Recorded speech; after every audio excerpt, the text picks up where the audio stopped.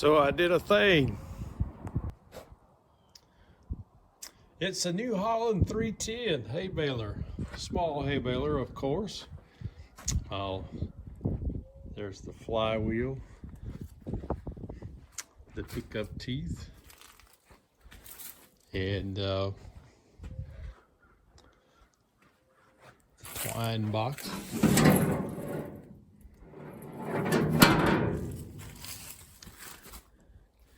The nutters.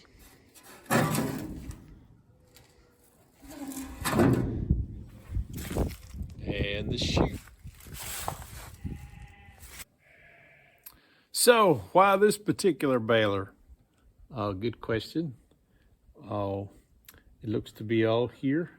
The guy said he has it running in about 2 to 3 years, but it was sitting under a barn, a nice barn, not too much different than mine, maybe a little longer, but it turns well. It's got all the teeth, and it was working very well. So I was very tempted to hook it up and just turn it on with the tractor.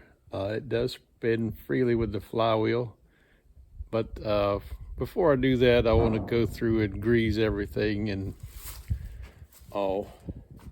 just make sure it's ready for all that. But I think we should be able to use this season. Bale some square bales. That'll be cool. So I spent half the afternoon moving things around in the barn and discovered not only is my shop too small for my woodworking, my barn is too small for my tractor stuff. So everything is getting smaller for storage area, but the knotters on the baler are pretty important, so I would either have to tarp it up or keep it in a barn. So one way or the other, I think the barn is the best bet, and so I had to move some other things out. So today we've got the XTool. This is my engraver, and it also does not reside in here. It has to sit on top of my piano. And when I get ready to engrave, I like to do several things at once because I have to move all this equipment here.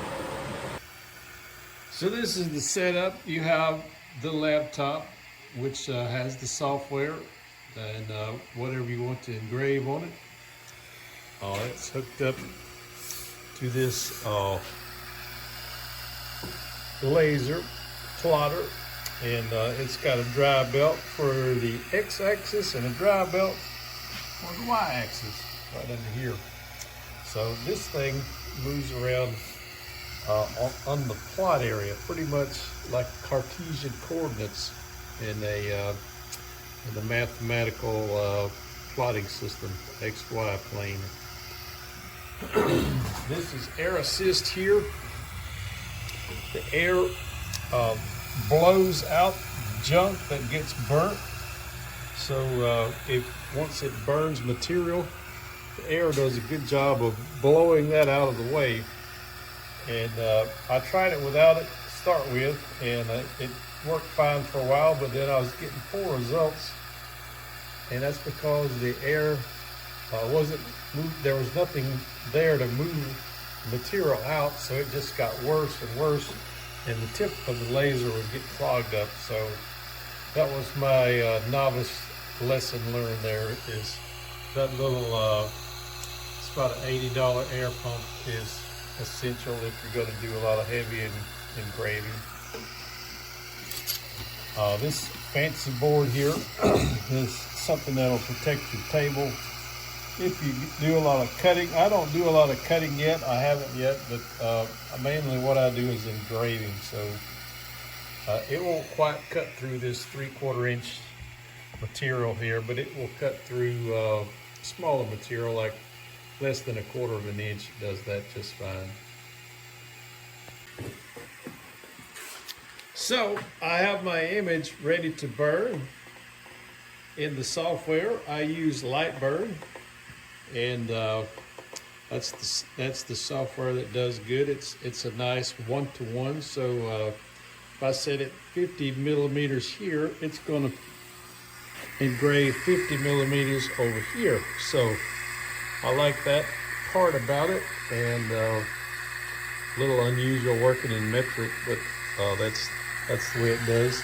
You get everything square here, so this is square with the machine, and it's going to print out just as you set it.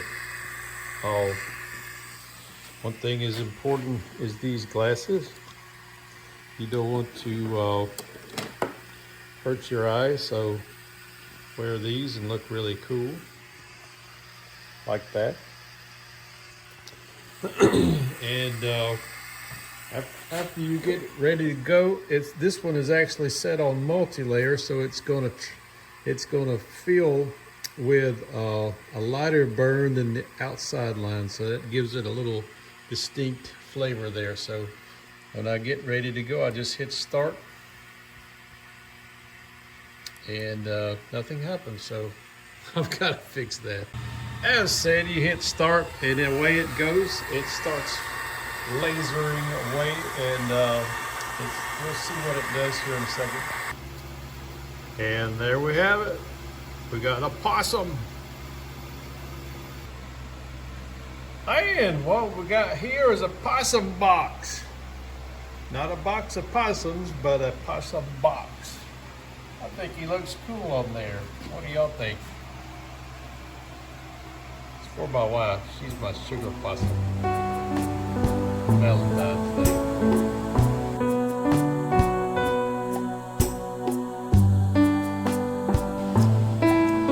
So we're back to engraving. We have this image here, and we want the tip of this image to be in line exactly with the tip of the baseball diamond, or else it's going to look kind of cattywalker. So what we do is we set this board up, get everything perfectly square with it, and we can actually fire the laser at low power, and you can see exactly where it's at according to the coordinates. Now this is coordinates 215 and 316 on the Y, so that corresponds to the tip of this thing here. That's the way I set it. So I want these coordinates to be on that tip, so I get my board over here set up just right at those same places. It's like that's over here is going to be right there as well. So I know the height is 230 millimeters, and the width is 225. So what's going to happen is that's going to go up 230 millimeters. So you look by these coordinates there, it's going to come up to about along in here. So that's going to be pretty close to where we want it. And we know the 200 and what did I say? 225 millimeters, about, you know, somewhere in there on it's going to be kind of centered. Now some engravings, it really doesn't matter if it's plus or minus a millimeter. Not too big of a deal. You wouldn't be like, what in the world? But this one here is kind of it's kind of important, and so you want to get it right the first time. So you take a little extra time and set it up, and it should go just fine. Let's see how it does. So I'm not sure what these laser glasses make you look like. Maybe the Terminator or something. These burns this burn here can be pretty long, so it's gonna run here for I don't know, probably over an hour to do this burn. It's a pretty good sized burn, so it takes a while to do that one. Some smaller ones only 5 or 10 minutes, but this one here is Pretty major bird. We'll see how it turns out. He's coming. He's coming. Just to show you how the precision and the speed of it, I'll let it roll. Camera roll here a second.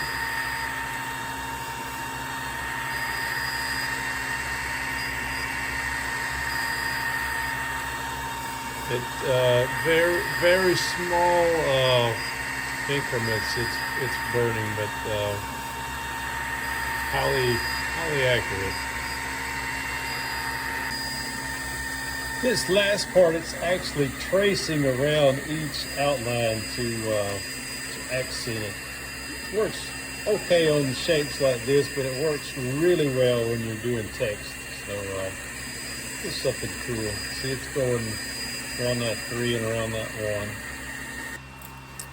1. And so the last step takes a fair good board and makes it a very good board. Or since Robin Williams and the Dead Poets Society have been reluctant to use very, so let's say an exquisite board.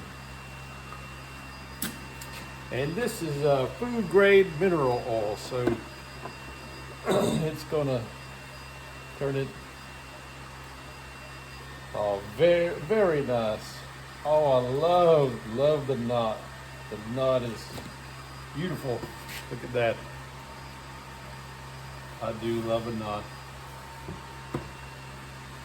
That is very nice. This is going to make a very nice cutting board.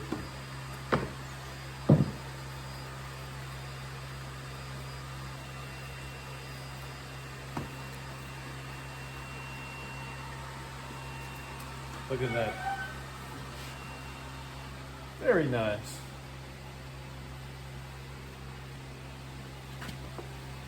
And this is our the other board we were working on. It says, "I am the bread of life," John 6:35.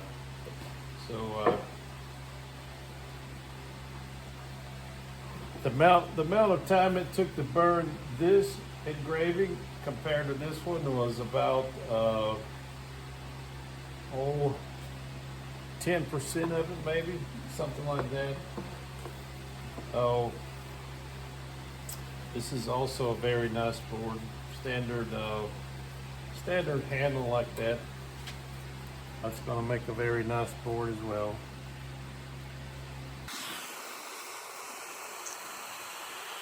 And the last thing we do is a little branding.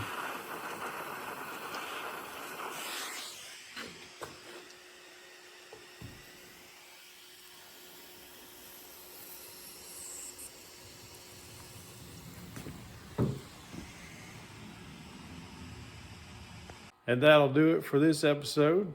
We'll see you next time. Don't forget to subscribe. Thank you for watching.